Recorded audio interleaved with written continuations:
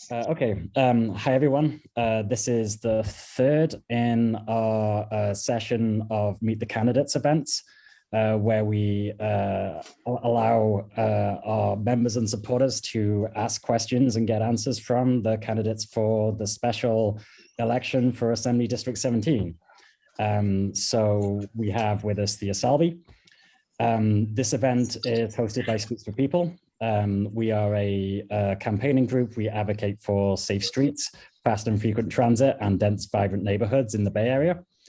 And we're happy to be co-hosting this with our friends, urban environmentalists and San Francisco YIMBY. And all of us are under the umbrella YIMBY. So Thea, I could introduce you, but it would be more interesting if you introduce yourself. So would you like to talk for a few minutes about who you are? Sure. Happy to. I'm really interested in hearing your questions, but I will certainly tell you a little bit about myself. I'm running for assembly, as you all know. I am a mom. I have raised two kids in this district on Haight Street. I actually live on Haight between Webster and Fillmore. We were able to do so without a car, which is unusual for some, but you know, when you're in the center of the city, you're fortunate, you're blessed with actually having decent public transportation. So we were able to do it, although, you know, if anybody wants to ask about that, there are certain trade-offs that you do. I'm also a small business owner. I've had a small business for 20 years. We do communications, outreach, and marketing for actually quite a few transportation kinds of organizations. We're working with the ferries right now. We're working with Caltrain, ACTC, that's Alameda County Transportation, Amtrak, and this was a sort of a deliberate thing for me. I wanted to pivot our marketing and our outreach and our communications more towards my passion, which is transit. I believe deeply in density, as I think that's where I came. I think I spoke with Laura probably a year or so ago and said that's where I start from. It's important, you know, for really good transit to have good density of human beings so that we can afford the abundant, accessible, and affordable public transportation that I think we all need. I've been the chair or the co-chair of the San Francisco Transit Riders for 8 years now, which is kind of insane. And we have grown into, I think, a really cool organization. I'm very proud of us. We have a new executive director, and we are we're doing a party. We're having a party on Friday, and you're all invited. But I'm also what do you call this thing? I'm a politician. That's what you call them. I'm a politician. I got elected 7 years ago to the board of trustees, and I did that because I was very concerned about the dissolution potentially of City College, which is, in my opinion, as Sam has a big opinion of himself, I have a big opinion of City College. I think it's one of the most important institutions in San Francisco. I think community colleges in general are. I was the president when we became Free City, where we were able to give free community college to all residents of San Francisco. And we've now been able to balance the budget and get a permanent chancellor. So we went from essentially almost losing our accreditation to now we have a permanent chancellor with a CPA who's in charge, and we have balanced our budget. This is not to say things are easy. So the two major things, and then I'll stop talking, that I am very concerned about and why I'm running is, the first is I really want to make sure that we get the understanding that education is the opportunity for everyone. And so opportunity through education is extremely important to me, whether it is at the K through 12 level where we've had our issues, even the community college to the CSU to the UC system. We have a fantastic educational system in California, but unfortunately most people, and I've sort of figured out why recently, it's actually through this campaign, there's no money in it. Unlike things like housing, where there's a lot of money and people are very excited about it, there is very little money, unfortunately, or fortunately, in education. And so there's not enough attention paid to it, and we need to get more funding for it.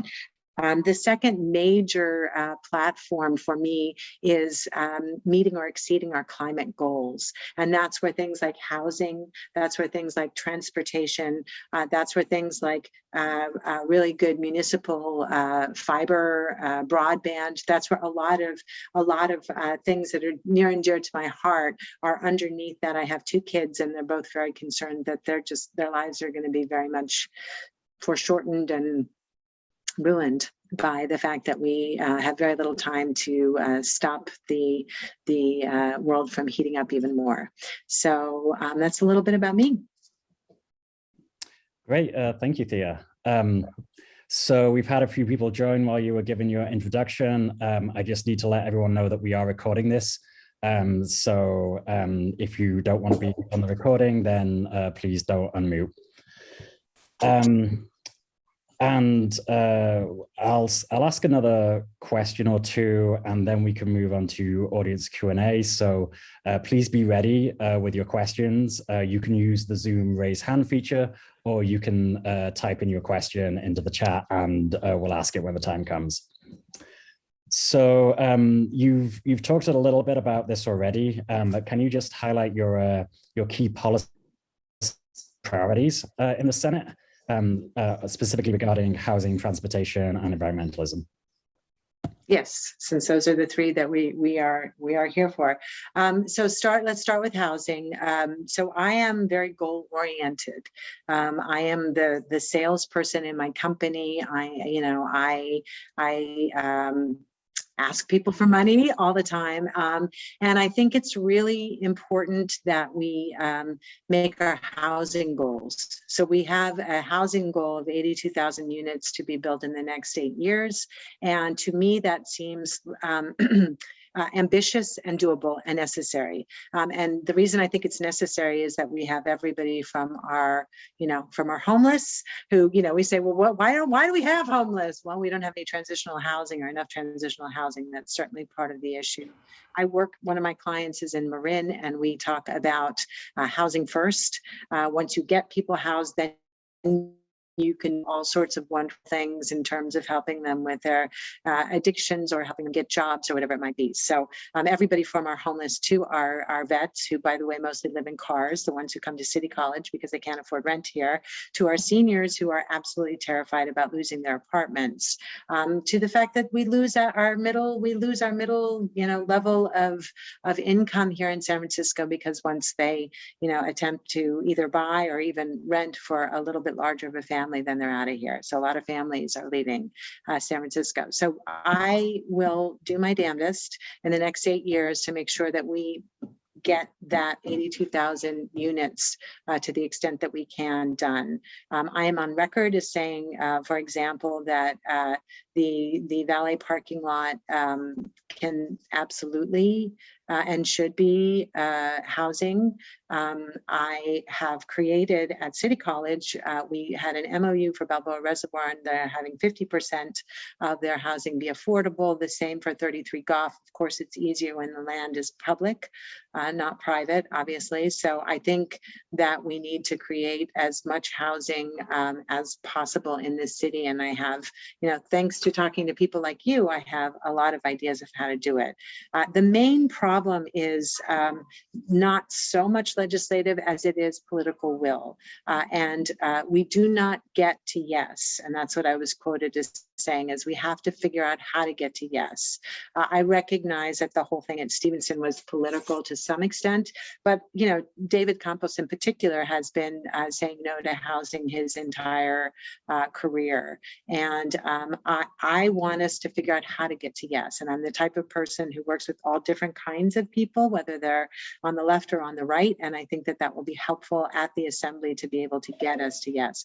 I also really believe in the things that people like David Chu and Scott Wiener have been doing. And I want to make sure that we make it happen. So do we need more money for housing? Yes. Should we have a housing bond? Yes, we probably should. Should it be at the state level? Sure. Or through Baja. I could see it going either way.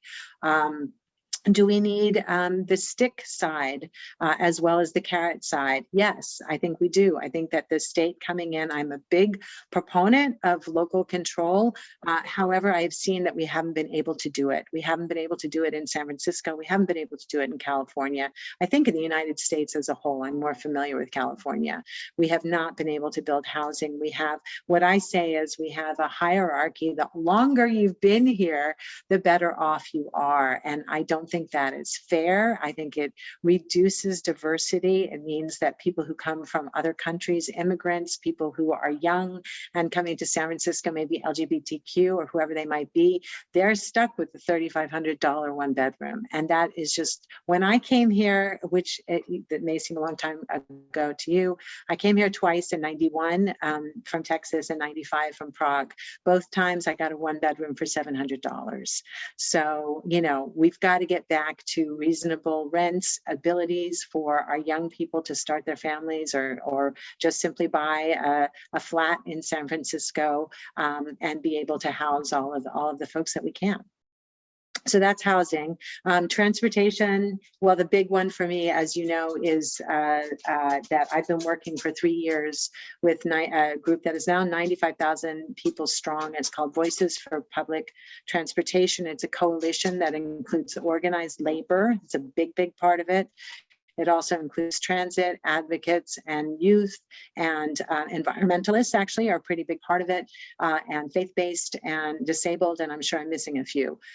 So this coalition wants to have a progressive transportation measure on the ballot in 2024, which means that we need to have an authorizing legislation done, preferably this year would be awesome, 2022 at the latest 2023. So I would be proud to be the author of that legislation. I would also be proud to help out with the various things that Seamless is trying to do, from getting getting transfers actually to be free, not just planning on it, but actually getting our transfers to be free, to actually connecting up legislation that makes it so that if you get to Caltrain, there should be the bus that gets you that last mile or whatever it is. So actually connecting up our transportation, which is in desperate need. And then finally, things like first and last mile. There was a fantastic transportation budget that was put together, didn't have everything, but it had a lot in it for our that Gavin Newsom put together, and unfortunately it did not pass. And so a lot of things, including $500 million in money for active transportation, did not happen. $4.2 billion for the high-speed rail, which was for the center to finish up the very first high-speed rail in California, did not happen. And so one of the things I want to do is, as an assembly member, is again that same collaboration, being able to work on all sides. To be honest, I did quite a bit of talking to people this spring about that. I was hired by a nonprofit to work on that, and the Republicans were in some ways the most receptive. So I believe in working with all sides of the aisle. Finally, environmentalism, and that is, I actually think that housing is a part of that, and transportation is a part of that. Part of our problem right now is we have essential workers who live 2 to 3 hours away, and they want the better wages. We have better wages in San Francisco, but they can't live in San Francisco. If we actually have housing in San Francisco, if we have, abundant, affordable, so just, you may or may not know that 47% of our carbon emissions come from transportation. And most of that, about 46% of it, comes from cars and trucks. So I would like to look into working with my friend Denny Zane, who's down in Los Angeles. He works with Move LA on hydrogen fuel cell trucks, which I'm also working with Igor. I don't know if you guys know Igor Tregub over in Berkeley, but apparently this is the way to go to get some, because that's some of the worst pollution that we get. And then figure out ways to actually mode shift, get people to be able to go from cars to golf carts. That's my big idea. Let's move into golf carts. That's what we need. I'm very concerned about water. For those of you who are interested in the environment, I think this is one of the, the drought is real. There was recently there was an article in the paper about how the Sierra Club isn't going to have snow melt in 25 years. I'm a little concerned about those kinds of, is it hyperbolic? Is it not hyperbolic? Does it help us to think in that way? Does it not help us? But I do think we have to think about where we're going to get our water from. And it's going to be a combination of things between conserving and between my big idea there is to try and I don't know if this is at all feasible, but I'm going to start looking into it, get water from the East Coast to the West Coast, because we have an issue with too much over there and not enough over here. I also think we're going to have to rethink agriculture. I think in the next 10 years, we're going to have to rethink agriculture in California. And I am open to these discussions and ready to see if we can figure out solutions. That's great. Thank you.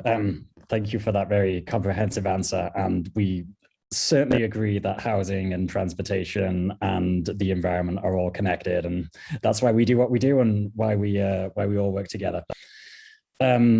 So again, you touched on this a little bit, but I want to see if there's anything you want to add to it.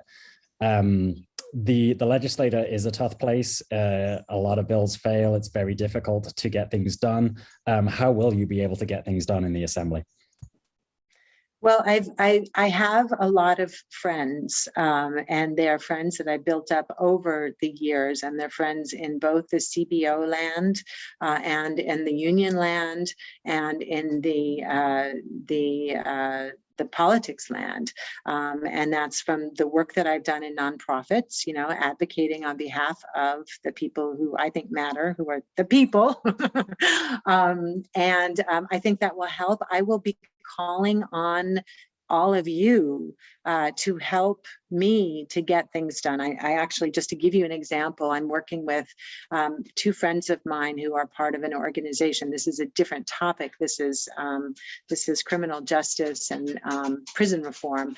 But we're working on voter registration for. There was something that happened called Prop 17. We all voted for it overwhelmingly, and we are now allowing people who are on parole to vote, and people who had felonies to vote.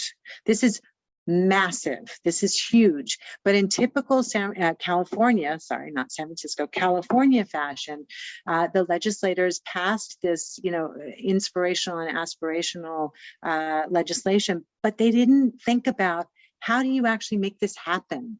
And I think that's part of my solution is if we're going to look at legislature, it's not just about passing the legislature. You have to think about how is it actually going to work? So in this case, for example, we should have had appropriations for outreach to the formerly incarcerated so that they could figure out, how to register to vote. What does it mean to register to vote?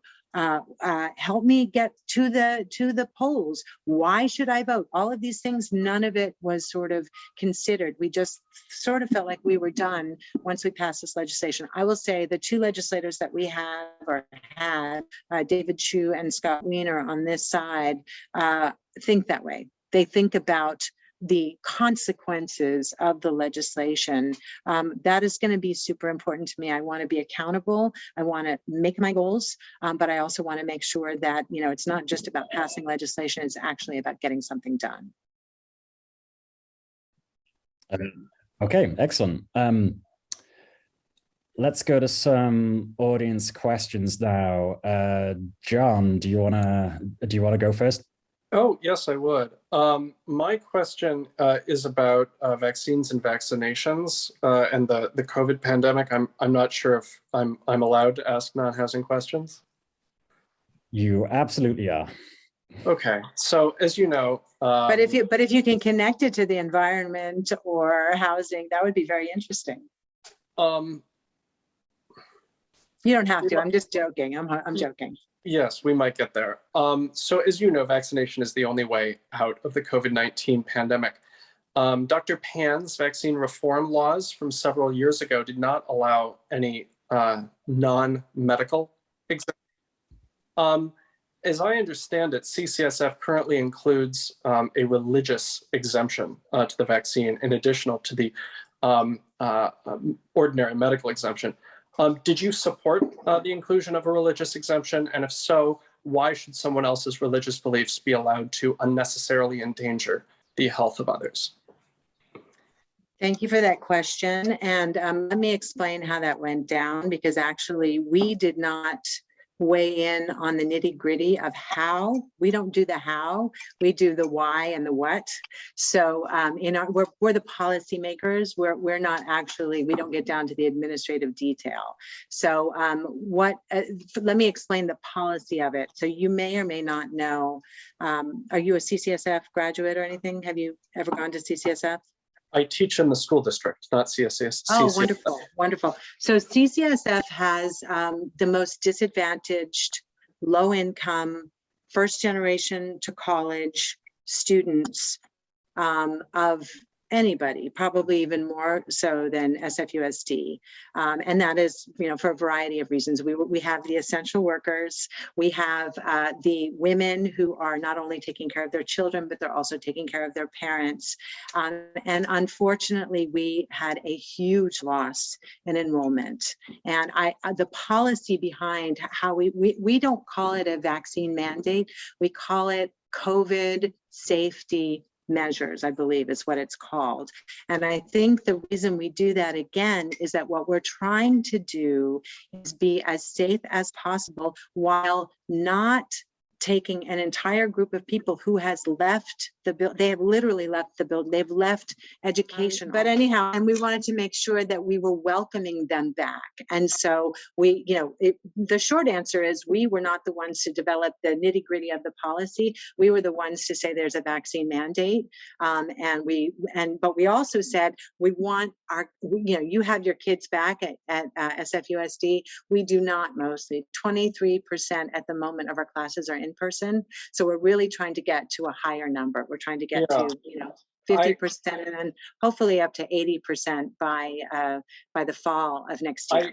I ask that because my partner's two very recent immigrant parents are taking English learner classes, but they're only offered online, and they desperately want to do it in person so that they can I agree. build a community. ESL. Absolutely. And the classes apparently next semester are also not going to be allowed in person. So it's going to be nearly a year, a full year after they immigrated before they'll be able to do anything. I'm super aware of this. Yeah. Super aware of this and super, I think that, the way that it was done is the first classes, we have a new chancellor, by the way, and he is really working towards more in-class, in-person classes faster than the last chancellor.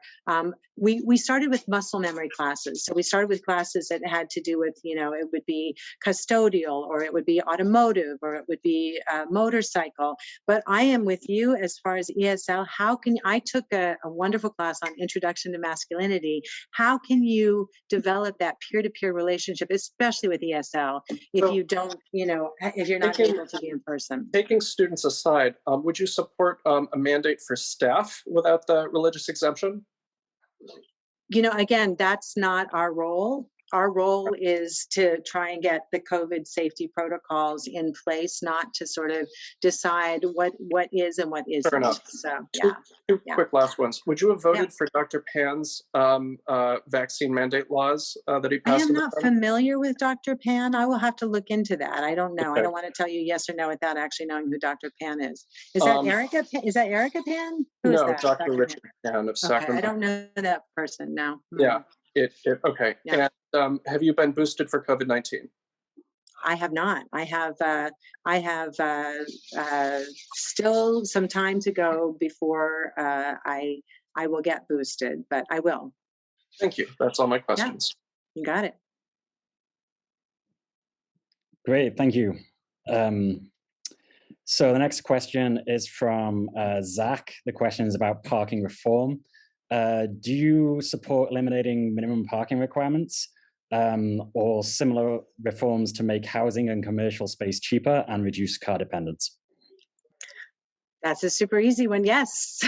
I think, I do not believe, and Laura may know the answer to this question. It looks like she might be off now, but I do not believe that we managed to get our minimum parking requirements out of any place. I know in San Francisco, we don't have minimum parking requirements, and I think that's because of Tom Radulovich. Am I right about that? That he actually managed to get rid of minimum parking requirements? I believe he did in San Francisco.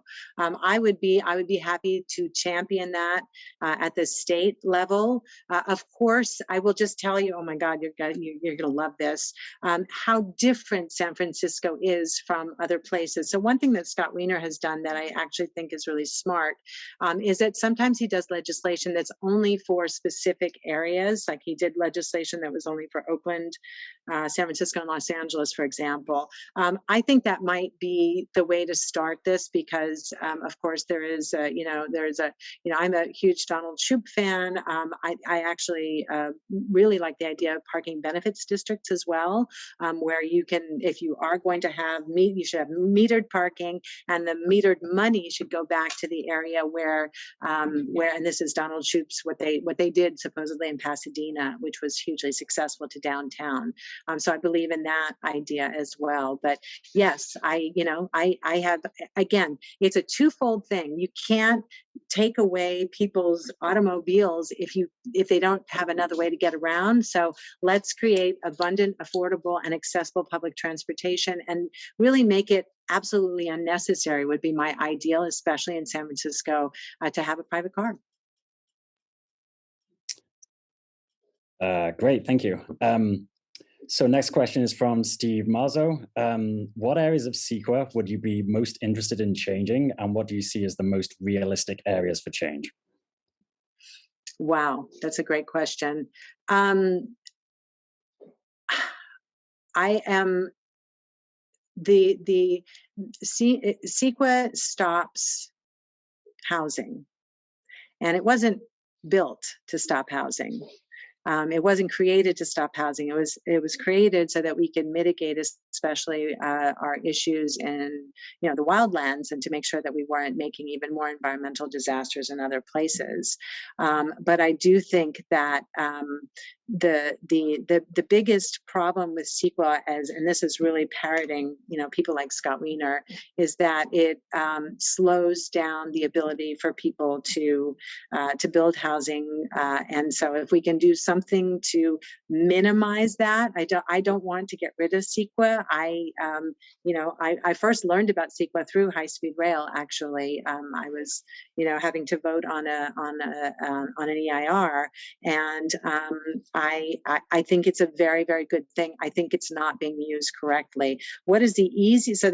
I think to me the best thing to get rid of or to mitigate is how it slows down housing. I think the easiest in some ways, and I don't know if anybody has attempted to do this, but back in the day, there was a guy named Rob Anderson who used CEQA. I believe he used CEQA to shut down bike lanes. And to me, I would think one of the easiest building bike lanes, and as for anybody, the way that we used to build bike lanes was we painted a green stripe on them, which is, it's hard to say that is really, that is in some way endangering anybody or anything. So I think if we could take away that, to me, that would be the easiest, because at the time it seemed insane. So I think that would be pretty easy to do.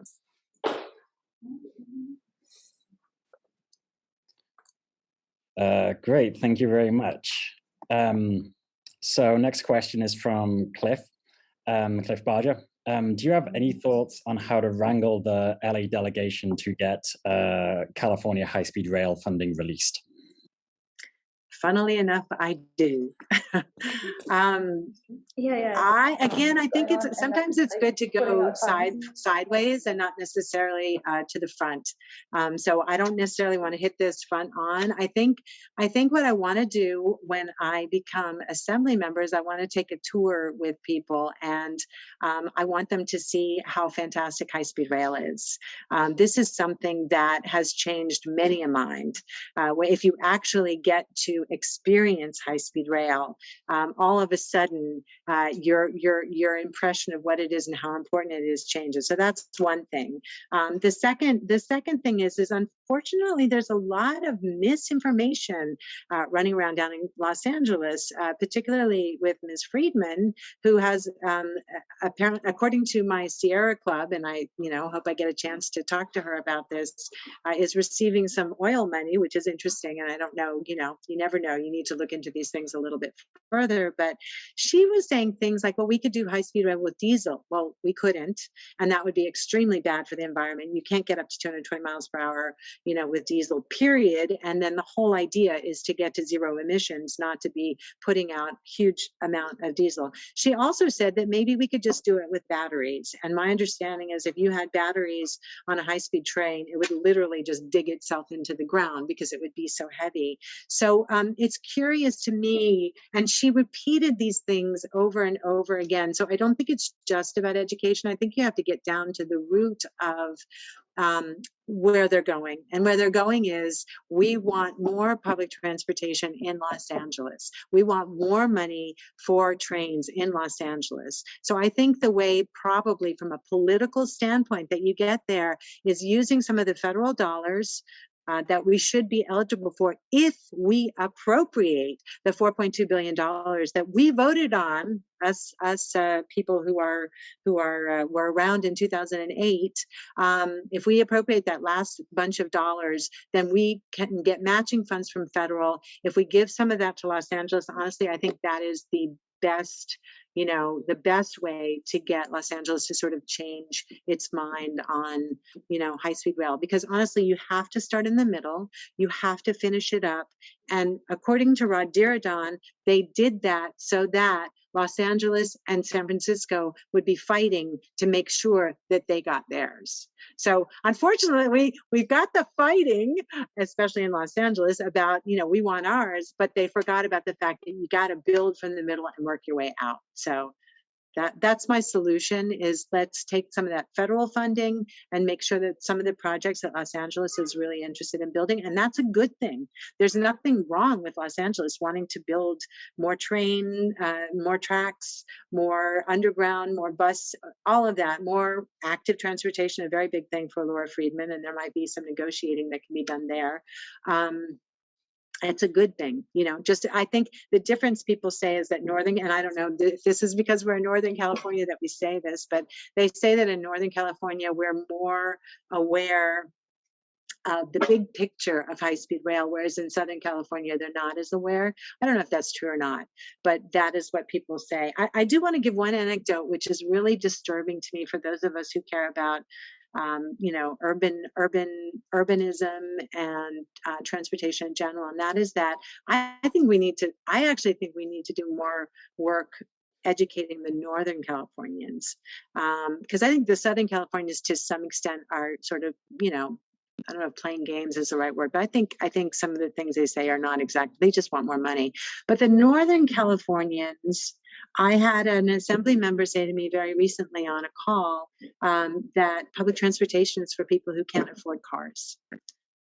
And, let that sink in. That attitude will kill any concept of us having public transportation for everyone. And I asked him, is that a common way of thinking? He lives a little bit further south than us. I don't want to out him, but he lives further south than us in Northern California. And he said, oh, absolutely. Public transportation is for people who can't afford cars. So I think that there's some educating that needs to be done in Northern California. I think we need to really shore up the idea that, no, that's not what public transportation is going to help us with our climate goals. Public transportation is a great community builder. It's an equalizer. It's it's all of these things, but it's not just a second tier way of getting around, in my humble opinion. So. Great, thank you. Next question, Peter Belden. So we've already heard from David Campus and Bilal Maoud as part of this series of candidate forums. We have Matt Haney coming up. we've heard a lot of similar things regarding transit, bike, and road safety issues. Everyone is generally supportive of the things that we are supportive of. Can you explain how you differ from the other three candidates in this regard? Yeah. I think that the short answer is I have been in one area, I have been working over the past 10 years to make better transportation for everyone. And that's everything from, working on free muni for all, to working to get all door boarding on buses, to I was the spokesperson for the $500 million bond, which was supposed to, by the way, be the bond that would start a whole train of funding for San Francisco transportation. I was on the High Speed Rail Authority board for 2 years, so I have some. I call myself the only civilian who ever got on that board. I was not an elected official at the time, and I know firsthand what all of this is about. I sort of do what I think this is a difference. I had a problem in my neighborhood. There was a double homicide. I live on, at Hayden Fillmore when I moved in. It was quite dangerous. And we came together as a neighborhood. I created the Lower Haight Merchant and Neighbor Association, and we made this safe, thriving, and inclusive neighborhood with my, I co-founded that with 2 other wonderful women. I have this business that I was able to keep and keep thriving for 20 years and provide living wages to, many employees. And that is like a real life experience. I have raised my kids. It's a real life experience. So I'm bringing all of these real life experiences. And I will, very openly, as I've said to Laura, say that housing, I am absolutely learning. I think that my principles are in the right place. My principles are in accordance with the principles that YIMBY has, displacement, all of the things that you guys care about deeply, I also care about, but I'm no expert. I will say that right now. I don't know if there are others. I don't know if there are others who actually have more experience than I do, but I'm not an expert there. But I am in education. I'm an expert. I'm also an expert in transportation. And I have real life experience of getting things done, doing what I say I'm going to do, accountability. So I think those are some of the ways that I'm a little bit different. I'm also a woman. I don't know if I should mention that. I'm a female and I'm the only parent. There are no other parents who are running. And I do think it makes a difference if you're trying to raise your kids in this city. You see things that, in a different way maybe than other people do. So. Thanks. Yeah, I do want to continue on that theme. You are the only woman in this race. Can you tell me what is the most important policy that you think will benefit women in California? Well, there's so many. I think I have to start with housing. Way back when Ariana Huffington asked me at an Emerge event, what is your woman's issue? And I said, high speed rail, Ariana. That to me is my big, because, women have to travel. They have to go places. When I really think that our biggest issue right now in San Francisco and for women is housing. So we've talked about that. The second biggest issue that I have heard from actually running for office is childcare. My children are grown. I have a 20 and a 24-year-old, but young women are literally not able to find childcare anymore, and it's a result of COVID. It's a result of COVID, but it's actually long-standing. It's because we pay our child care workers like shit, to be perfectly honest. They're mostly women, and many of them are Black and brown. And so what ends up happening is we have a situation where you have young women who maybe they want to go into the workforce, and they were able to find child care that was affordable before, and now they can't. This is a huge issue. It's a huge issue for our child care people. I say, I have a son who's a software developer. Why does he get paid so much more than somebody who develops children? I mean, it's just weird. It's kind of weird. It's kind of bass backwards, right? It's important that we, that we care about how we raise our children. And I hope to be able to bring that mindset. I know there are, Buffy Wicks, Mia Banta, there are some assembly women in our neck of the woods who have young children. And I'm, hoping to be able to work with them. And, David Chu, actually, I was on his women's committee. He had a women's committee that met once a year to look into legislation for women. And I will do the same for a lot of different groups, because that's how that's how good legislation bubbles up. So. Great. Excellent. I have one question, and then I'm going to go back to the audience questions around viability. So the other candidates in the race, David Campos, former supervisor, Matt Haney, current supervisor. Bilal has not held elected office, but does have a very large war chest in terms of funding. So can you tell me why you think your candidacy is viable, and what chance do you have against the advantages that your opponents have? Absolutely. So I am fortunate in that I've been here, as I say, for 27 years in the district, and I know a lot of people. I started the Lower Haight Merchant and Neighbor Association. I've been involved in everything from PTAs to various transit organizations. I've actually started, I think, 3 different nonprofits while I have been in the district. I've worked with a lot of the merchant and the neighbor associations across the district. I was part of the Council of District Merchants that there is. So the people who I am talking to are not the politicians. They're not. They're the people who live here. And so my viability comes from having enough money, which I am still raising money, and you're all welcome to donate to my campaign, raising enough money to get my message out, a good field campaign, and I have a very good field director, and we are working very steadily again, it's about talking to the people. It's not about talking to the politicians. It's not about talking to any of those people, and that is my win strategy. The second part of it is there is a recall that is happening.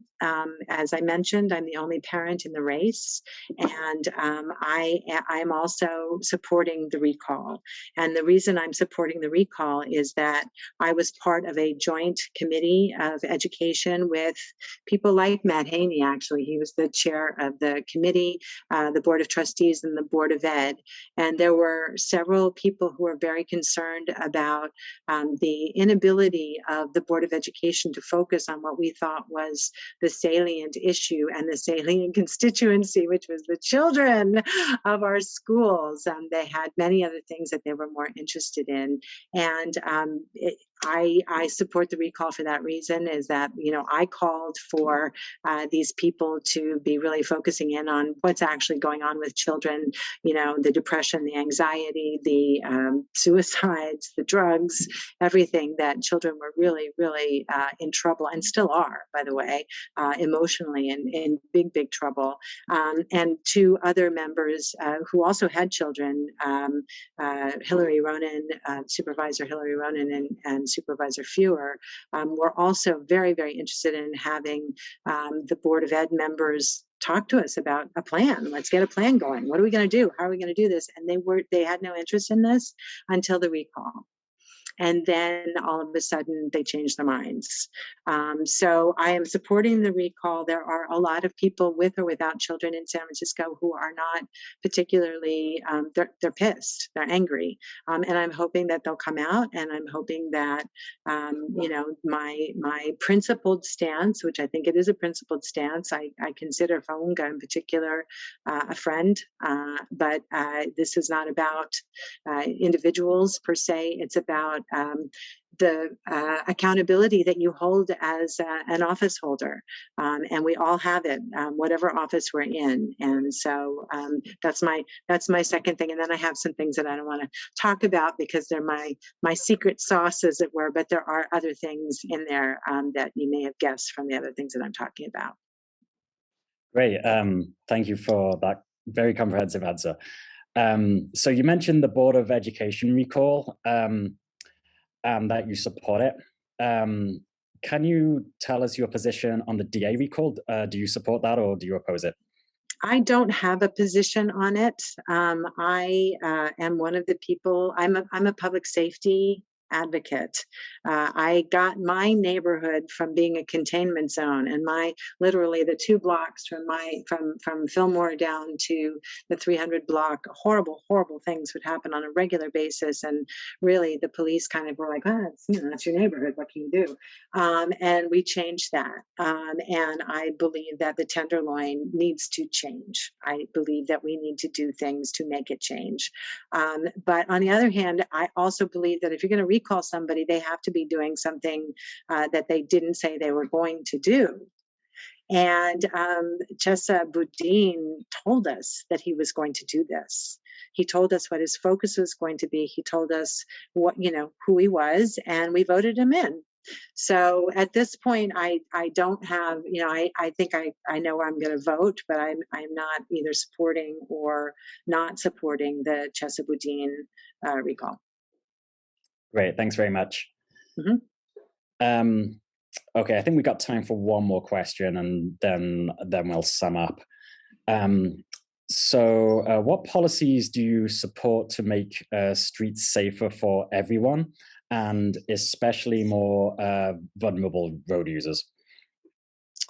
I absolutely support the legislation recently passed that allows, and that was one that I was referring to, that allows cities to have slower than 25 miles per hour zones. I think that is a really important one. I would like to see legislation, and I don't know if anyone's ever done this, but I would like to see legislation that encourages smaller vehicles.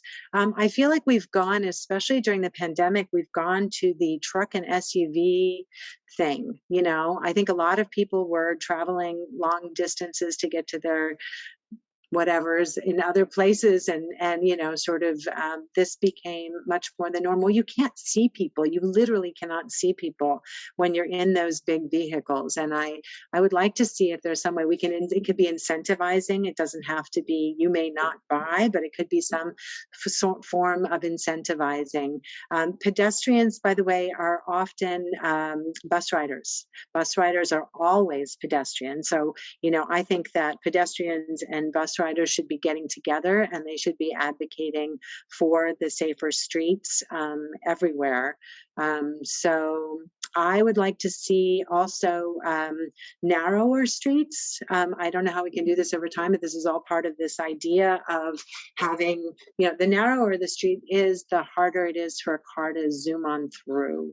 And so I think that having more space for sidewalks and for bike lanes.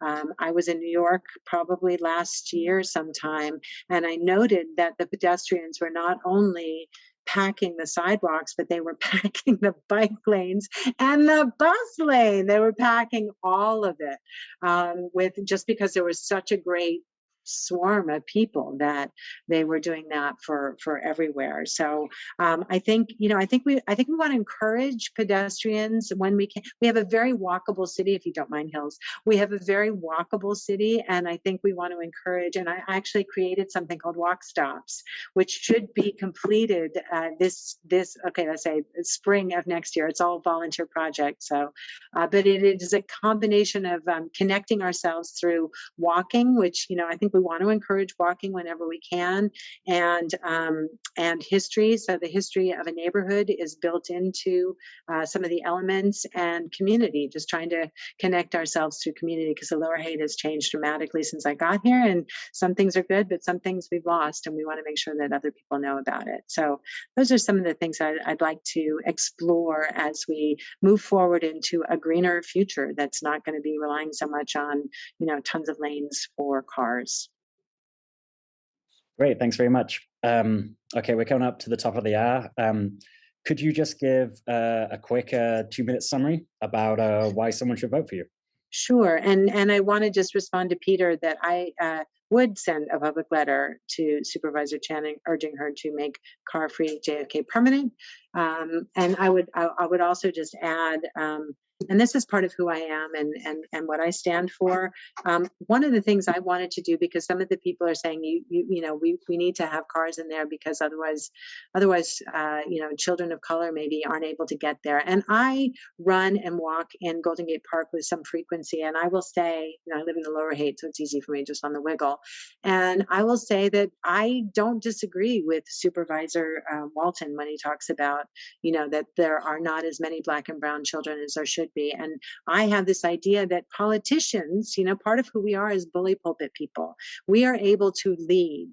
And I would like to see London Breed in particular, my neighbor, but other politicians, Supervisor Chan, other politicians actually invite Supervisor Walton, actually invite people. It doesn't have to be to Golden Gate Park, by the way. It could be to McLaren, for example, and invite the kids and walk with the kids. Because I think one of the things that happens is that, it doesn't all have to be legislature. A lot of this is also community and communications, and supervisors and assembly members and all of these people. We can all play a role in making sure that we're changing the city for the good. So just a 1 minute, since I gave that 1 minute for that, I'll give a 1 minute. And that is essentially to say, I would really love for you to vote for me. I think if you're voting for me, you're voting for a person who is going to get stuff done, who's going to be open to a lot of different kinds of ideas, who is passionate about transit, passionate about education, passionate about making sure that we meet or exceed our climate goals. And of course, everything that goes underneath that, including the things that you care deeply about, like making sure we have an urban environmentalism and that we have our housing deeply in place. So that's kind of who I am, what I am. I feel like I've talked enough at this point. So thank you for listening. Awesome, that's great. Thank you, Thea. We appreciate you taking time to talk to us. And yeah, this has been very, very helpful and informative for everyone. I think we will have the recording up on our website afterwards.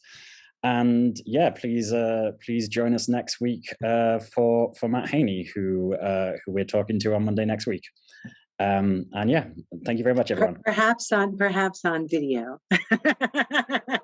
I don't think I'll be there but I'd love to hear what he has to say. We get to hear each other a lot. You know what I mean? Yeah, I'm sure you do. Yeah. Well, thank you for your time, and thank you. Let me also say, as somebody who has done a lot of volunteer work in her life, I really appreciate you guys doing this. YIMBY has moved the needle. You have moved the needle. If you look at where housing was even 3 years ago, you would not have had people like David Campos saying, I am for building housing. If you look at where he was when he was a supervisor, he really wasn't for that. And I think that he does not feel he can say that anymore. And that's a really good thing, because we need that. We need that for everybody in San Francisco. And he can no longer sort of have that attitude. And, you're educating all of us, and your passion for urban environmentalism or mobility or housing, it just really comes through. So thank you. Great, we really appreciate that. Thank you, and you're right. The needle is moving. The Overton window is moving. And just one other thing that I want to plug: we will be organizing a debate with all 4 candidates. We hope you can be there. Hopefully in person sometime in January. So, fantastic! I'd love that. Variant news. I'm not a huge Zoom fan, but yes, yeah. No, thank you. It's nice to do this in person. So okay, thanks everyone. Thank you for joining. Thank you. Take care.